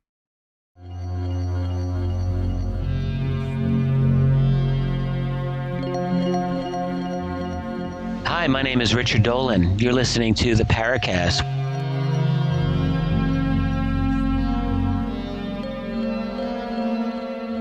So for better or worse, in the previous segment, I mentioned something with regard to fake news, at least how it's interpreted today. Of course, we do have, as I say, news sources that make it up, like National Enquirer, we know makes up things. That's part of their history. And certainly they did that for the 1897 airship cases. Some of that was all made up. What do you think, guys? I think the only reliable news source in the world is the Weekly World News, where I get all my Bat Boy information. No one agrees with me. Okay. No, fake news is... I'm not familiar with the publication, so I don't. Is that just an American publication, or is it something that... It is. What I'm going to do, Paul, is I'm going to send you links to some Weekly World News articles later. You'll love it. It was a print magazine for years, but now it's strictly online. Greatest newspaper ever. The most reliable news source. I think I have one story from that, which was that Jack the Ripper was a space alien. And I'm sure yes, that would be Weekly World News. Weekly World News story. Yes, that's... We were talking about the sensationalism when it came to headlines, or for you younger listeners, what they called in 1888 clickbait. It always existed. Sometimes it's clever, sometimes it's not. I'm my favorite one of all time, and it's in such bad taste. But do you guys remember when Ike Turner died, and the one paper had as his obituary headline, "Ike beats Tina to death"? Yes, that's... Yeah, I remember that. Total clickbait, and then the article was actually an obituary. So as Paul said, a lot of times you get past the sensational headline and you'll get the story and the facts and the news. Well, you did so a lot more in 1888 than you do now. There were, as I said, American newspapers tended to be leading this new wave of journalism, long before the British press took that on board.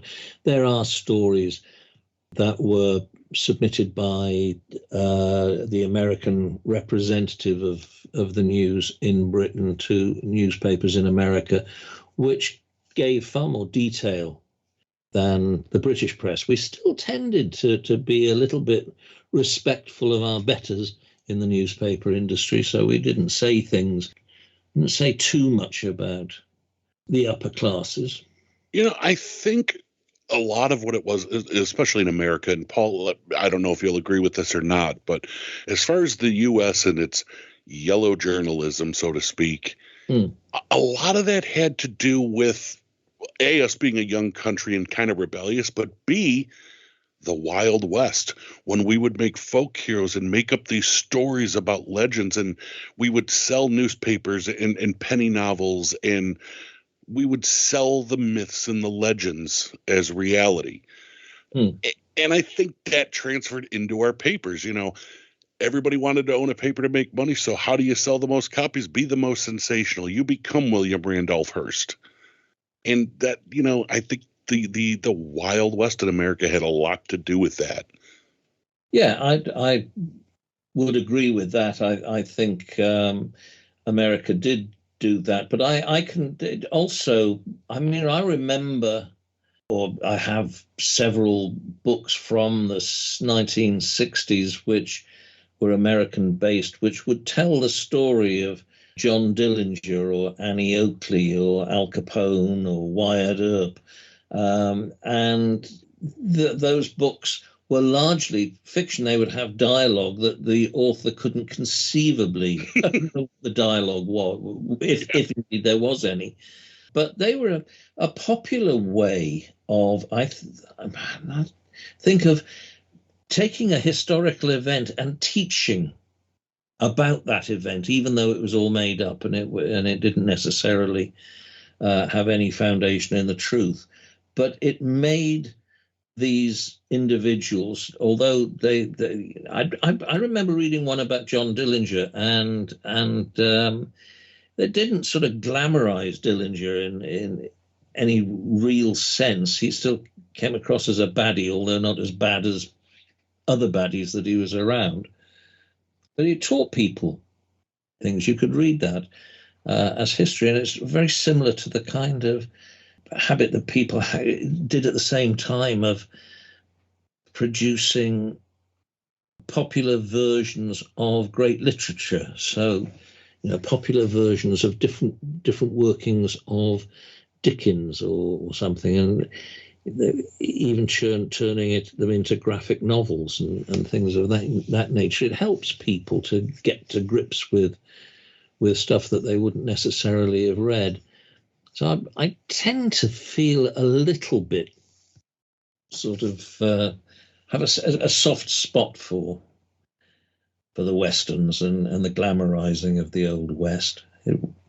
It's funny, on my show, Transatlantic History Ramblings, available on all podcast platforms. A couple of years ago, I had an Old West historian on, and he was telling me his favorite misconceptions were, the saloon with the spittoon and the gunfighter'd roll into town and throw his feet up on the stage and drink his sarsaparilla.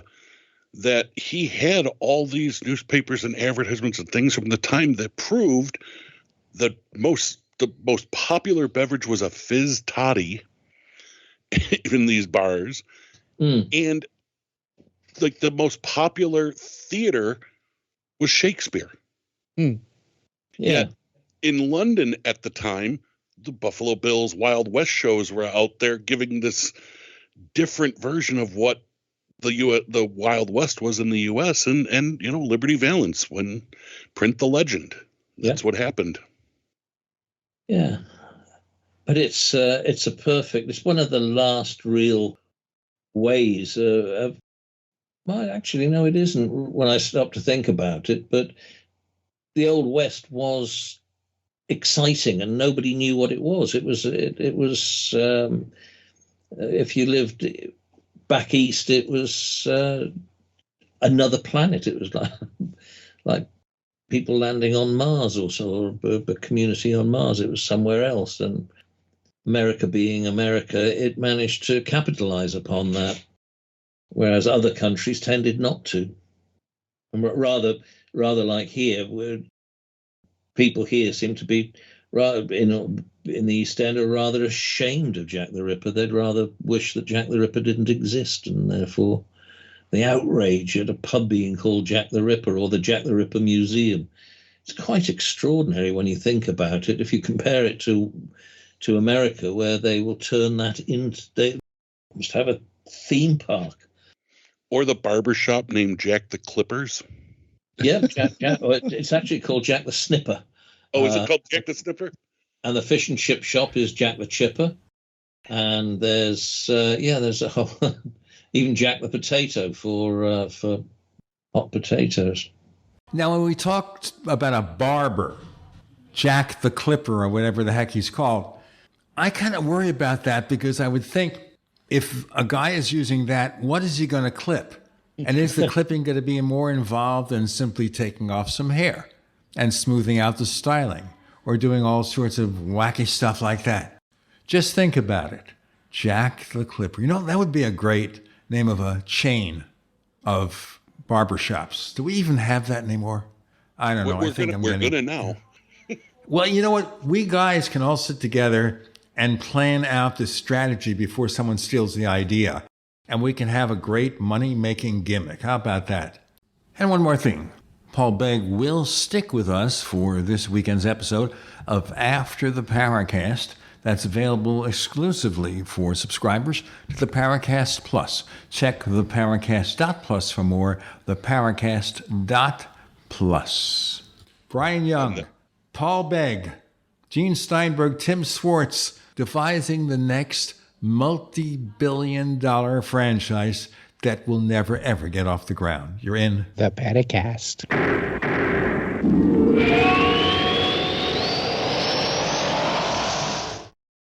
Save big on your Memorial Day barbecue, all in the Fry's app. Get super value packs of tender USDA choice boneless chuck roast for $3.97 a pound. Then get select varieties of flavorful Powerade or Body Armor Super Drink for 88 cents each, all with your card. Shop these deals at your local Fry's, less than 5 miles away. Or click the screen now to download the Fry's app to save big today. Fry's, fresh for everyone.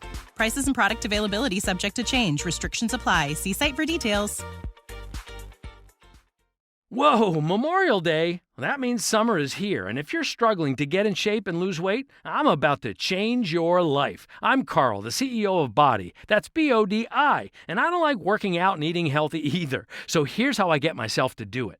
I make myself own the morning. And by the morning, I mean the first hour or so of every day, dedicated to my results and my health. And man, does it work. Every day, I get out of bed, drink a health shake, and then I go crush a workout from one of the 120 programs on the Body app and just follow along day by day. So here's my special offer to you. Because it's Memorial Day and I want you to get started now, the next 5,000 new subscribers who sign up for 6 months get the next 6 months free. That's full access to over 120 programs. So don't wait. See how fast the pounds can really come off. And if they don't, you can get your money back, no questions asked. Just go to body.com to buy 6 months and get the next 6 free. That's BODI.com. This is Leslie Kane, and I'm with the Coalition for Freedom of Information, and you are listening to the Paracast. So in our previous segment, we were talking about creating our own clip joint, which we don't want to get into. But there's so much more to talk about with the world of Jack the Ripper. Do you think that maybe modern serial killers all got their influence from that, though? No. There's only very few cases that I've ever come across where a murderer has claimed to have been inspired by Jack the Ripper. I think if you're going to be doing that sort of thing, if you're really involved in that sort of thing, that you probably don't read about it of an evening and come home and settle down and read a book about Jack the Ripper. Are serial killers sort of made that way, or are they just sort of slide into serial killing and are they genuinely inspired by other serial killers? Well, there's a lot of theories on that. There are some people that believe it's not that they're inspired by it, but they are fascinated with and kind of seek the glory and attention that other serial killers get, which would make Jack the Ripper not be an inspiration to them because he's anonymous. And, these people don't want to be anonymous. The other thing is, there are thrill killers who will emulate crimes, but I wouldn't consider them serial killers. Serial killers a whole different pathology. That's the thing, yes. Majority of murders and murderers, even ones who are pretty disgusting, they have their moment in the sun, as it were, and then people forget about them. And it's only people who have an interest in true crime who recall the details of these people. Most just seem to fade into oblivion. Once they're inside prison, they don't get the fame that comes with being criminals. There's something about certain events in history that set them apart from anything else that just makes them a little bit special. And you can't always pick on what that thing is. You can't define it so easily. Why I sometimes wonder was, out of all the marshals and law enforcement officers who were around in the Wild West, why do we remember Wyatt Earp? There must have been a lot of others who were far better individuals. I know it's the OK Corral at the end of the day that probably is the cause, but it's strange how certain people acquire. Yeah. With Wyatt, I think it was because he was braggadocious. He made his name known. Bat Masterson, another one, made his name known and went into so many other fields after the West was won, so they claim. With serial killers, like you said, most of them are forgotten except by true crime fans. Even the ones that become again, I hate to say it, but quote unquote pop culture icons. You know, the same serial killer was the inspiration for both Leatherface and Norman Bates. And yet, I bet you 9 out of 10 people who've seen both of those movies couldn't tell you that it was Ed Gein. You know, only people who know true crime and study it and are interested in it will know that thing. Most of them vanish, with very few exceptions. Jack the Ripper being one, because A, it's the mystery, it's the enigma, it's the unsolved thing. It's also been part of pop culture for 150 years now. Also, it's the name, Jack the Ripper. You know, it's just the perfect name to grab your attention. So he is. If the case was solved in 1888, if they'd found the guy that committed these murders, no one would know who Jack the Ripper was today. Nobody does know who Jack the Ripper was today. Nobody would know the legend of Jack the Ripper. I think that I'm again, I have to say that I'm a little bit dubious about that. It's probably true in that if we knew who Jack the Ripper was, then we would understand his motive and the speculation about the type of person that he was, the deranged doctor or the murderous midwife or the non-alliterative religious fanatic. We wouldn't be speculating along those lines, and so maybe that aspect of the reason for remembering Jack the Ripper wouldn't have existed. On the other hand,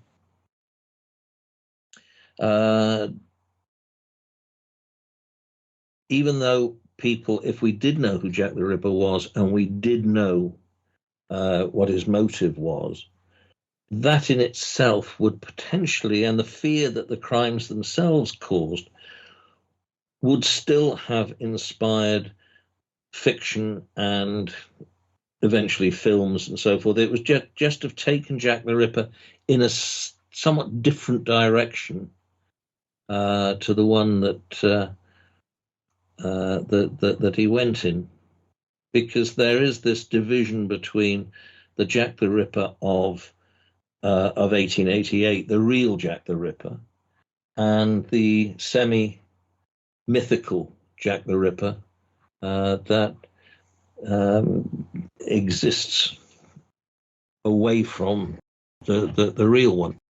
And there are these two parallel Jack the Rippers developing, and I think they're both. We should try and make sure that we know which one we're talking about, because I think when they named the pub the Jack the Ripper pub, and when they've got the Jack the Ripper Museum, these are aspects of the case that it's the semi-mythic Jack the Ripper that they're reflecting, not the real Jack the Ripper. So he has these two parallel existences where you do get Jack the Chipper and Jack the Snipper and those things coming in as well. I don't think they are recalling specifically Jack the Ripper of 1888. They're recalling this Jack the Ripper of Star Trek and Cimarron City and so forth. But yeah, I don't think many people would actually go out of their way to idolize the actual killer. It's the legend. It's the pop culture. It's the mystery. It's the name. It's people who don't know anything about the case. They all know the name Jack the Ripper. And I think that's what these people are going for. It's the association with a legend and something that's so ingrained in our pop culture that it's a selling point. And I think a lot of them, if they step back and said, oh my God, I just named my business after a guy who slaughtered and eviscerated women, would probably think twice. Yeah. But It's interesting the way that Jack the Ripper has. I've just discovered an advertisement which I think plumbs new depths for bad taste in journalism. It was published in an American newspaper on the 17th of September, 1889, and it says, Jack the Ripper at work is the headline, and then it says, at Point of Rocks, wherever that is, on last Saturday evening, there was quite an excitement over finding a baby wrapped up in a bag near the canal with its body ripped. A jury was summoned, and after examining the remains, the doctor made a thorough examination and found that there were no poisons in it, but a full Havana cigar with a long filter for 5 cents, manufactured by Louis F. Cussamore. Isn't that just disgraceful? I mean, wow. You have to wonder what sort of person could come up with an ad like that. We have to come up with one more segment with Gene, Brian, Paul, and Tim. You're in. Oh, the Paracast.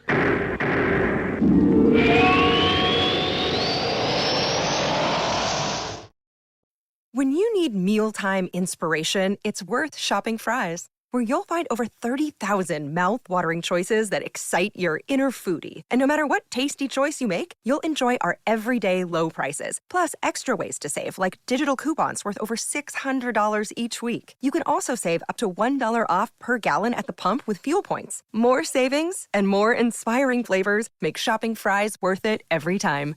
Fry's, fresh for everyone. Fuel restrictions apply. Whoa, Memorial Day? That means summer is here, and if you're struggling to get in shape and lose weight, I'm about to change your life. I'm Carl, the CEO of Body. That's B-O-D-I, and I don't like working out and eating healthy either. So here's how I get myself to do it.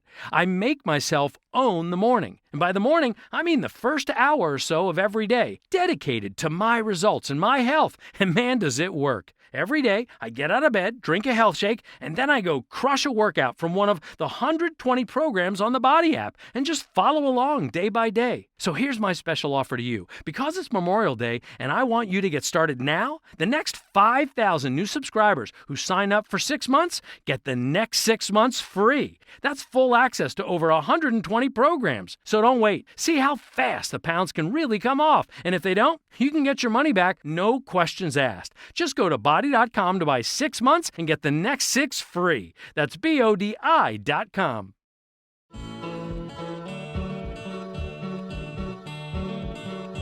This is Micah Hanks of the Gralien Report, and you're listening to the Paracast, the gold standard of paranormal radio. Anyway, this is the final segment of our main show, this fascinating subject. The first serial killer, Jack the Ripper, has it. And by the way, Brian and Paul will be back for the After the Paracast podcast. For subscribers to the Paracast Plus at theparacast.plus. Check it out. We'll go back to tasteless advertising. The problem with that, though, is that all advertising may be considered tasteless, depending on where you look. I mean, there's this advertisement, which you don't know about, Paul, unless you're seeing it. A company in America called Liberty Mutual. Now they're not going to advertise with us. And I don't even want to describe it. It is so dumb. It is the dumbest commercial on the planet. You know, they give Razzies. How about a Razzie for the worst commercial? I don't think it would work. There are just too many of them. You'd be spoiled for choice. You know, that's what I majored in. I was an advertising major, and that's what my degree is in, and yet I've never worked in advertising a day in my life for good reason. I have. Yeah, I've written a lot of advertising in my time. But I think the funny thing about writing advertising, is that once you get into writing in a particular style for advertising, it really is very hard to kick yourself back into being able to write in a non-advertising way. It's funny, strange. Well, I suppose that leads us to my renegade past, such as it is. So here goes. It was kind of funny, folks. I remember I was working at a radio station back in Sheffield, Alabama. And Sheffield, Alabama is part of what they call the Quad Cities in northern Alabama. That's where they have Muscle Shoals, Alabama, which was very famous for its recording studio, especially in the 60s and 70s.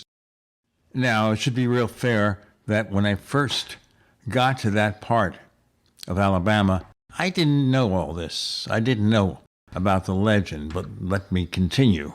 I remember it well at this station because they needed somebody to help the salesperson write ads for the show. And they asked if anybody could put more than 2 words or 2 sentences together. And I volunteered. Didn't get any more money. And then I started writing radio spots. But they all have this same formula, that all you do is once you understand the formula, you kind of knock it out. So I guess it's the same thing. Yeah, I remember being told, and I still think it's a useful little writing tip, is they used to say that after the headline of the ad and maybe the subhead, when you get to the body copy of an advertisement, I'm talking about newspaper advertising, you had to grab the reader in the first 3 words. It's true, because if you're reading a newspaper, you're tending to turn over the pages as you scan the page for a news story that might interest you, and you look at the ad, and even if it has the all-time best headline, attention-grabbing headline, which is usually free, free, free, and then underneath you have the body copy, and it says, there's a free toenail clipping service being provided, and you think, and you bypass that completely. And it's true that those first 3 words are the words that you have to grab for, or grab the attention of the reader. And if you'd like, when we get to the uncensored podcast version of this, I can tell you all about the ad that almost got me kicked out of advertising school. Speaking of the 3-word headline. Well, I remember going on or being sent on an advertising course. The advertisement they talked about most of all as an example to us was one that said that the milk bottles, going back to the days when there were such things, were steam cleaned. This company said, milk bottles are all steam cleaned. And what was not pointed out was that everybody's milk bottles were steam cleaned. It was just that this company couldn't say anything else, couldn't think of anything else to say that was in the least bit original about their product, other than somebody noted the steam cleaning business. I know we're in the final segment of the show, so I got to just tell the listeners out there, if you have any interest in the Whitechapel murders or Jack the Ripper or the history of these topics, you have to go and get Paul Begg's books. 2 in particular you got to get: the Uncensored Facts, or the Facts, depending on which version you get. Paul Begg's Jack the Ripper, the Uncensored Facts. And do yourselves a favor and get the book that Paul co-wrote with Skinner and Fido called Jack the Ripper A to Z. Yes, Paul, I said Z, not Z. But yeah, that's my recommendation. Everyone, if you have any interest in these topics, Paul Begg is the author you have to read. That's very nice to say. But you should say that, but it's always faintly embarrassing when people say things like that. But of course, it's all true, but it's still faintly embarrassing. And I say this even when you're not here. The episode of the Paracast I did about the Ripper, probably 2 years ago, 1.5 years, 2 years ago, I said the same thing, that it was Paul Begg that was my inspiration and the man who changed the field of study. It'd be nice to do a Paracast at some point about something other than Jack the Ripper, King Arthur or something. That would be. I think that's a great idea. You know what, folks? We're going to be doing the After the Paracast podcast. Let's focus on King Arthur. We can do that. Hey, tell our listeners, Paul, if they want to know more about all the things that you do, where can they check you out? How do you mean, where can they check me out? There aren't very many places. Brian will say I'm not that easily check-outable, really. You have a website or something? No, I don't.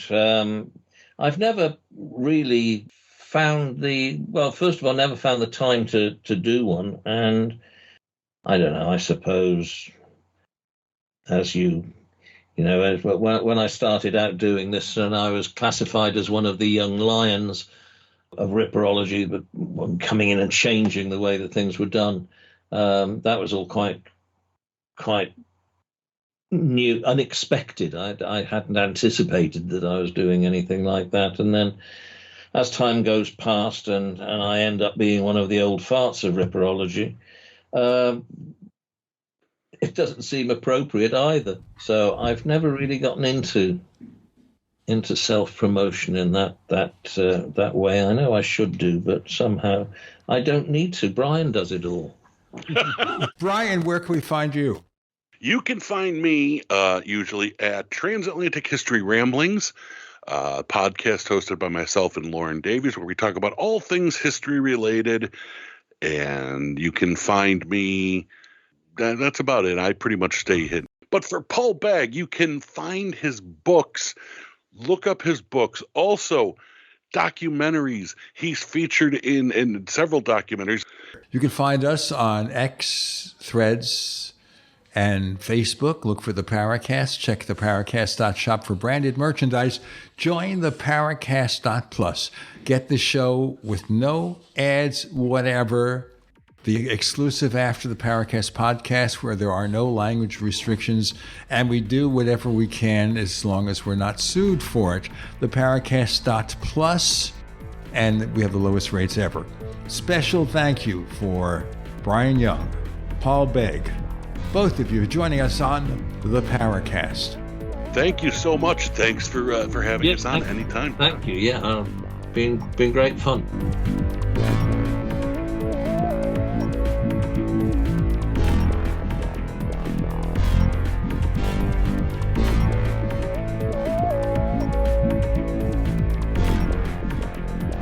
The Paracast, featuring Gene Steinberg, is a copyrighted presentation of Making the Impossible, Incorporated.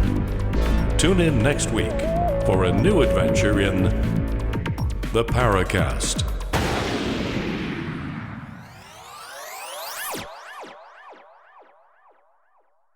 Save big on your Memorial Day barbecue, all in the Fry's app. Get super value packs of tender USDA choice boneless chuck roast for $3.97 a pound. Then get select varieties of flavorful Powerade or Body Armor Super Drink for 88 cents each, all with your card. Shop these deals at your local Fry's, less than 5 miles away. Or click the screen now to download the Fry's app to save big today. Fry's, fresh for everyone. Prices and product availability subject to change. Restrictions apply. See site for details. Whoa, Memorial Day? That means summer is here, and if you're struggling to get in shape and lose weight, I'm about to change your life. I'm Carl, the CEO of Body. That's B-O-D-I, and I don't like working out and eating healthy either. So here's how I get myself to do it. I make myself own the morning. And by the morning, I mean the first hour or so of every day, dedicated to my results and my health. And man, does it work. Every day, I get out of bed, drink a health shake, and then I go crush a workout from one of the 120 programs on the Body app and just follow along day by day. So here's my special offer to you. Because it's Memorial Day and I want you to get started now, the next 5,000 new subscribers who sign up for 6 months get the next 6 months free. That's full access to over 120 programs. So don't wait. See how fast the pounds can really come off. And if they don't, you can get your money back, no questions asked. Just go to body.com to buy 6 months and get the next 6 free. That's BODI.com.